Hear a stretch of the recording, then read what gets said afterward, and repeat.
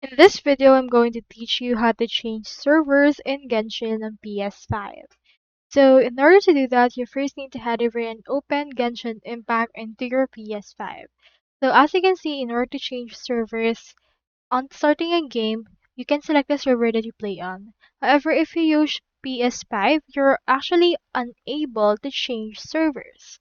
So that is because you're automatically placed on a server based on your PSN account.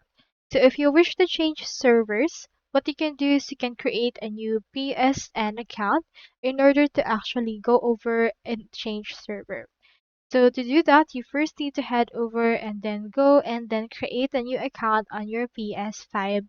From there, you should be able to just install or use Genshin from there. And then essentially that new server typically means that you will have a new account, which means that it will also restart your progress on Genshin. So when you actually create or play on PS5, make sure that you're already decided on which server that you want to play with. So that's all there is today, and I hope this video helped you out.